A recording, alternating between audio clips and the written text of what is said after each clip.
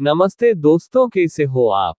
आज मैं आपके लिए नई और अच्छी कहानी लेकर आया हूँ, तो आप सभी ध्यान से सुनिए। क्यों दिया माता सीता ने गौ माता को श्राप।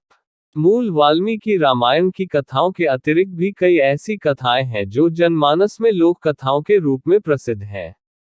ऐसी ही एक कथा में ऐसा वर्णन है जब माता सीता ने गौ माता, फल्गु नदी एवं केतकी के पुष्प को श्राप दिया था।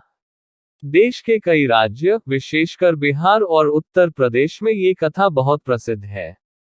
इस कथा के अनुसार जब पंचवटी में श्री राम को अपने पिता महाराज दशरथ की मृत्यु का समाचार मिला, तब वे माता सीता और लक्ष्मण सहित उनके श्राद्ध कर्म हेतु पवित्र नगरी गया पहुंचे। वहां पहुंचकर श्री राम ने विधिवत पूजा की और फिर श्राद्ध का सामान जुटाने हेतु लक्ष्मण के साथ नगर को चले गए। उधर महाराज दशरथ की आत्मा ने विलंब होता देखकर माता सीता से ही पिंडदान की मांग कर दी। अब माता सीता बड़े धर्म संकट में पड़ गई, क्योंकि एक स्त्री द्वारा पिंडदान नहीं किया जा सकता था।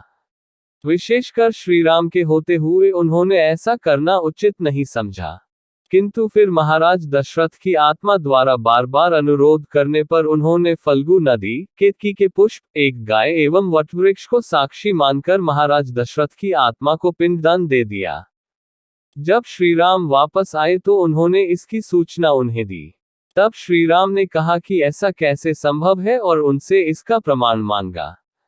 इस पर माता सीता ने फल्गु नदी, केतकी, गौ एवं वटवृक्ष को सत्य बताने को कहा, किंतु फल्गु, केतकी और गौ ने इसके लिए मना कर दिया।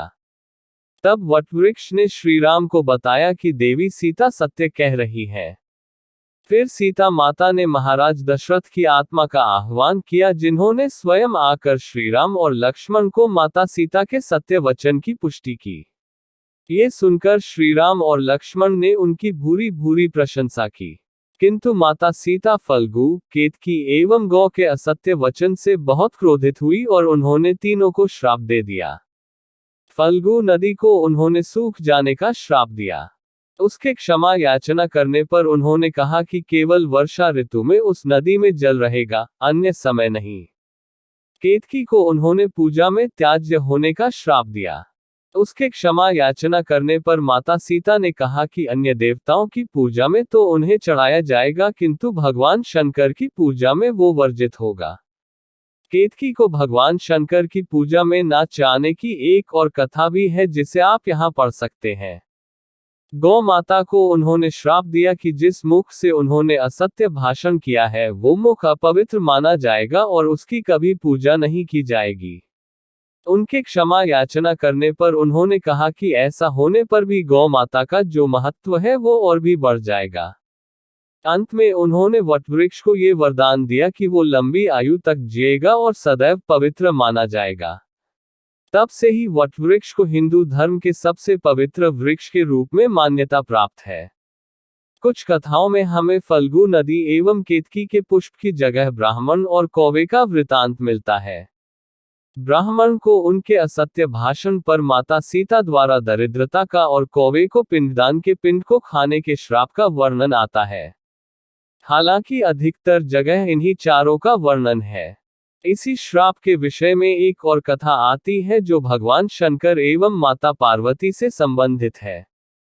इस कथा के अनुसार तीज के दिन माता पार्वती ने व्रत किया था, किंतु जब उनके भोजन का समय हुआ तो भगवान शंकर लीला दिखाते हुए छिप गए। अब माता पार्वती ने उन्होंने बहुत ढूंढा, किंतु वे नहीं मिले। तब हार कर उन्होंने वहां उपस्थित एक गौ को साक्षी मानकर एक शिवलिंग की स्थापना की और उन्हीं की पूजा की। पूजा के पश्चात वे भोजन करने बैठी, किंतु तब तक उस गौ ने वहां उपस्थित पूजन सामग्री को खा लिया। उधर जैसे ही माता पार्वती ने भोजन आरंभ करना चाहा, भगवान शंकर प्रकट हुए और दिखावटी रुष्ट होते हुए उनसे कहा कि आज तीज के दिन उन्होंने उनके बिना कैसे भोजन कर लिया। तब माता पार्वती ने कहा कि उन्होंने उनकी पूजा की है। इस पर महादेव ने कहा कि उन्हें तो कोई पूजा सामग्री नहीं दिख रही।